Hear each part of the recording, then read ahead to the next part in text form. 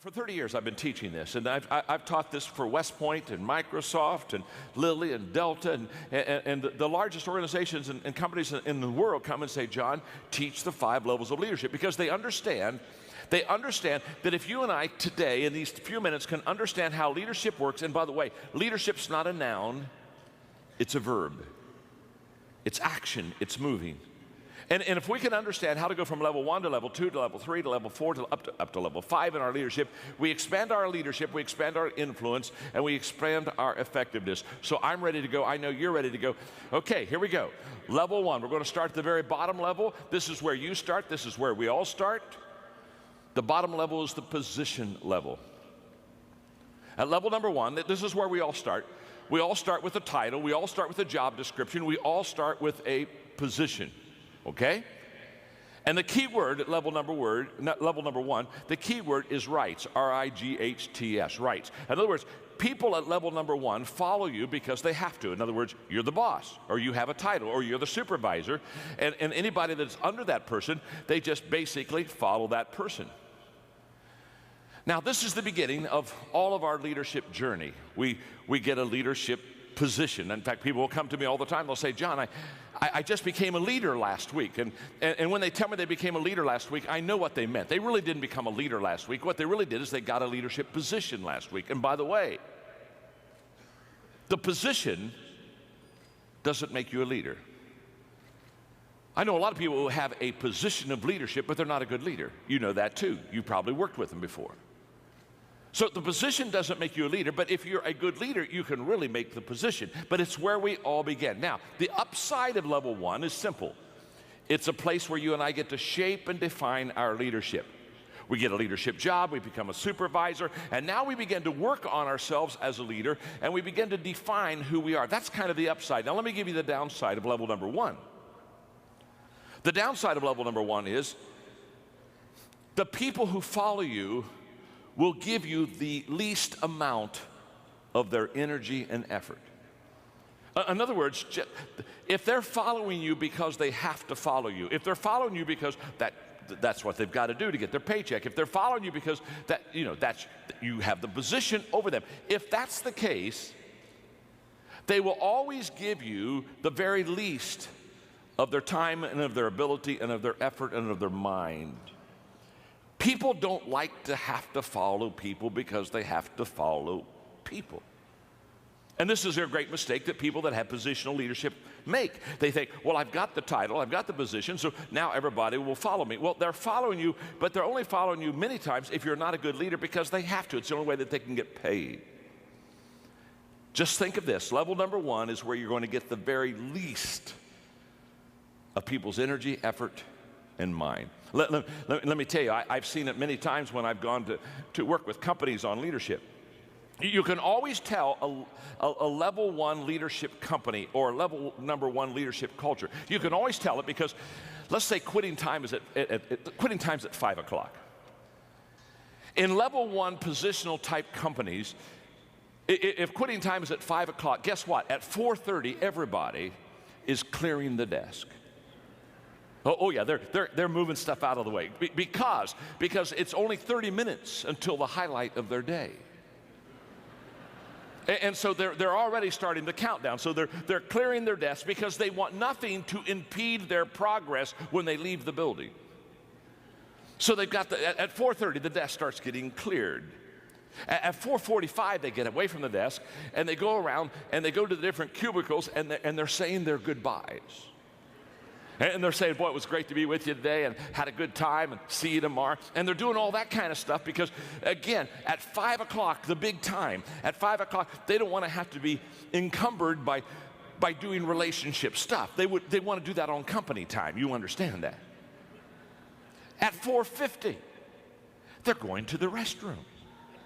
Of course. You want to be sure to pee on company time. Of course, so they're over there in the restaurant. They're just, okay, now they got that and at 4:55, they're back at their desk, and they're changing shoes. They're changing their shoes. They're getting on track shoes. They're getting on, they got to get something, because at 4:57, they are in a starting position. They are counting down. And at 5 o'clock, Everybody's gone. I mean, everybody, you say, what do you mean everybody's gone? Everybody's gone. At 5 o'clock, they're all gone. I mean, you look around the office and they're gone. In fact, they're gone so fast, it startles you. And you run over to the window to look out in the parking lot, and you're totally shocked. All the cars are gone. And you ask yourself, how could people leave a building so fast without a fire drill? Let me explain. In positional companies, when people come and park in the morning, they're very careful how they park. They back their car. Yeah. They back their car in because they know at quitting time they want to be able to get a fast escape because now they're on their time. And I can promise you, you show me a positional company, a positional culture, you show me leaders that are positional in their thinking, and I will promise you every time, not all the time, every time, those people will constantly wonder, why am I not getting the best out of my people? Well, you're not getting the best out of your people because the only reason that people are following you is because you got a title. And they're going to give you very little energy. Now, the good news is you don't have to stay at level number 1. You can go to level number 2. So let's go to level number 2 as quickly as we can. The first level is the positional level. The key word there is rights. I get certain rights, so you've got to follow me. Level number 2 is the permission level. And at the permission level, the key word is relationships. And at this level, people now begin to follow you because they want to. Now, there's a world of difference between following somebody because you have to and following somebody because you want to. Now, what happened between levels 1 and 2? Well, what's happened is you've connected with your people. You've not only connected with them, but relationally, they like you and you like them, and you've got to know each other. And so now in this work environment, they're not following you just because you are a supervisor. They're following you because you do have a position. You are a supervisor, but you are a supervisor that people like. And I'm always amazed. Aren't you amazed? I'm always amazed at people that have leadership positions or responsibilities, and they're not likable. Do you know what I mean? They're just not likable. People don't care for them. It's tough being in the people business and not having people like you. It's tough. In fact, sometimes I see them and I just want to sit down with them and say, my name is John and I'm your friend. And I just want you to know, people don't like you. How many, oh, come on, let's just have some fun. How many of you have ever had somebody you worked for that you just didn't like? And no, wait, oh, that was close.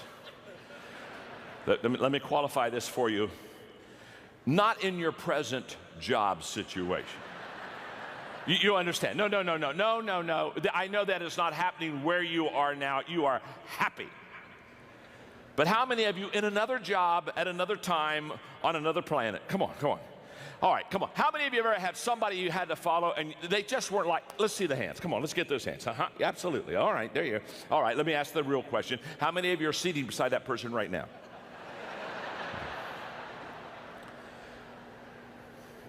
Relationships with people are the foundation of leadership.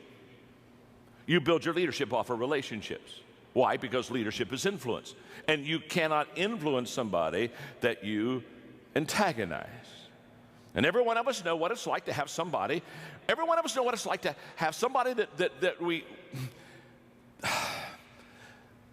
that's hard to like. Well, let me ask it this way. How many of you have ever been in a grocery store and you looked over about 3 aisles and you saw somebody you didn't want to see? And how many of you ever done? And the good news is, the bad news is you saw somebody you didn't want to see. The good news is they didn't see you. How many of you ever done this number?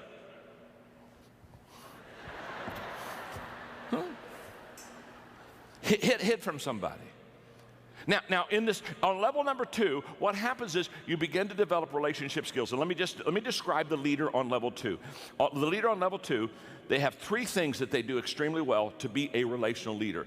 One is they listen well. In fact, they take all of their leadership cues from walking slowly through the crowd and listening. They listen well. Secondly, they observe. They're conscious about where their people are and what their people are doing, and they're constantly observing them. And thirdly, they're learning. They're learning. And then in the process of listening, observing, and learning, they have an attitude of servanthood. They know how to serve. And they not only know how to serve, but they do serve. And they not only do serve, but they love to serve. One of the things that I love about Chick-fil-A, I live in Florida now, and so when I went down there, I began to talk to Chick-fil-A people. Said, come on, you got to get a whole bunch of Chick-fil-A's down in my area because I lived in Atlanta and I need my Chick-fil-A fix, and they're starting to come down, and it's wonderful. But can I tell you what I love about Chick-fil-A? They have a servant culture. Level number 2, they got that wired. They've got this relationship stuff wired. It's my pleasure. How can I serve you? It's a mindset. It's a culture. And if you're going to grow as a leader, you have to grow beyond your position, beyond your title. Yes, you have a position. That's level 1. But the second level is relationships and the ability to get along with people. That's level 2. Let's go to level number 3. There's another level higher. The third level is the production level. The key word there is results. And at this level, you're starting to help the bottom line of the company. You're starting to, quote, bring home the bacon. At this level, you become effective as a leader. And you become effective as a leader on level number 3 because you produce. And the characteristics of leaders at level number 3 are very common. One is that they produce by example. In other words, they are the example for the other people that follow them how to be effective and how to be productive. You see, the greatest motivational principle in the world is that people do what people see. And too many travel agents, they're like, or too many leaders are like travel agents. They're sending people where they've never been themselves. And you want to be a tour guide. You want to take people with you. You want to say, this is the area where I've been, this is where I live, this is the area where I lead, come along and follow me. And at level number 3, your leadership begins to gain credibility because now you are fleshing out for the people around you and you are modeling for them things that they want to see, and you are starting to produce. Which something else happens because you're becoming productive in your own life. You begin to attract people that begin to be productive also. In the 21 Irrefutable Laws of Leadership that I wrote, one of the laws is the law of magnetism, and the law of magnetism just says we attract who we are, not who we want.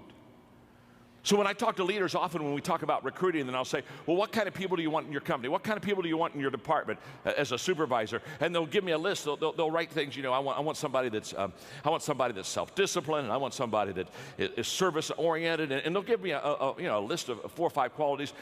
And as soon as they give me the list, I look at those qualities, and then I ask them a very simple question. I say, okay, do you possess those qualities? Because see, on level number 3, basically who you are as a leader is who you attract on your team. And at level number 2, or level number 3, what is wonderful is that at level number 3, when you start to produce, when you start to really develop, when you really start to grow things, you begin to get momentum. And momentum is a leader's best friend because momentum is the great exaggerator. And once you have momentum, all of a sudden things begin to look in such a better way, and it becomes easier to grow, and it becomes easier to lead. It's a wonderful thing. In fact, level number 3 is where a lot of the problem solving is taken care of. You see, managers, they try to solve problems where leaders try to create momentum, because leaders know that if they create momentum, they'll solve 80% of their problems with momentum. You see, momentum is a problem solver. Lack of momentum is a problem stopper every time. A train going 55 miles an hour on a track, if you had a 5-foot thick concrete steel reinforced wall on the track in front of that train, because that train is going and has momentum going 55 miles an hour, that train would smash through that wall and would just keep on going. Why? Because it has momentum. Momentum allowed it to get through a 5-foot thick concrete steel reinforced problem. That's what momentum does. That same train, not moving at all, stopped dead on the track. No momentum. If you put a 1-inch block in front of the driving wheels of that train, just a 1-inch block, that train can't even get started. Now, isn't it interesting? Same train that smashed through a 5-foot thick concrete steel reinforced wall because it had momentum, that same train without momentum can't even get going with a 1-inch block, can't even get going. It has no momentum. In fact, that's why I tell people many times that when they look at the problems they have in their organization, your problem is not your problem. The problem is they think the problem is the problem, and so therefore they concentrate on a problem that's not a problem, and now that the problem it isn't a problem has become a problem, not because it was a problem, but the problem was they didn't know it wasn't a problem, and so now they're concentrating on a problem that wasn't a problem, and now they've got a problem not because they had a problem, but the problem has become a problem because they didn't know that it wasn't a problem, and so they got a problem. And momentum and level 3 leadership will take care of 80% of all the problems in an organization. It happens for sports, it happens for business, it happens in government. Momentum is a leader's best friend. It happens at level number 3. You got to get to level number 3 to get that mo going. Okay, let's go to level number 4. Let me ask you a question before we go to level number 4. Are you learning something? Are you learning something? Okay, look at your neighbor and say, I'm learning something. Go ahead and tell them that. Go ahead and tell them that. I'm learning something. Look back at your neighbor and say, not enough yet. You still got 2 levels to go. You're not there yet. You're not there yet. Level number 4 is the people development level. This is what I live for. This is what I strive for. This is what excites me. Something magical happens when you begin to understand the most appreciable asset you have in any organization is the people of that organization. And you begin to commit yourself to developing the people within that organization, because how do you grow a company? You grow a company by growing people. And when you grow them, they increase their capacity. And when they increase their capacity, they begin to increase the capacity of what you can do and what you can accomplish. Let me just share with you quickly 3 thoughts on developing people, just very quickly. Number 1 is the key to developing leaders, and the key to developing good people is in recruitment. The better person you bring in the door, the higher odds that you can do well with them. I remember having lunch one time with Lou Holtz, and Lou Holtz said, John, I've had bad players on my football team, and I've had good players on my football team. And he said, just to be honest with you, I'm a better coach with good players. Of course he is. Of course he is. Let me say something. 80% of your success of equipping people to be successful is in the front door on who you bring in. I wish I had time to develop that for you, because what happens is, unless you and I have a clear picture of what we're looking for, we don't know when we see it. Happens all the time. People come to me and say, John, I'm looking for some leaders for my company. What do you suggest? The first question I ask is, what does a leader look like? Give me the characteristics, give me the qualities. Please paint a picture for me. What does that leader look like? Because you've got to have that clear picture so that when you see that person, you know that they're one that you want. Recruitment is key. Number 2 is positioning. The ability not only to bring the right person in the front door, but also to put him in the right places. Collins would say, get him on the bus, get him on the right seat. And position is huge. And what I've discovered is that successful people have always positioned themselves well. When you see a successful person, they're successful because what they have done is they've found their strength zone and they've found their niche, and they stay right in that sweet spot, and they just work that sweet spot. You've never heard anybody be in an interview that was successful that you came up and you interviewed them and they said, well, the secret of my success is that I've never discovered what I was good at.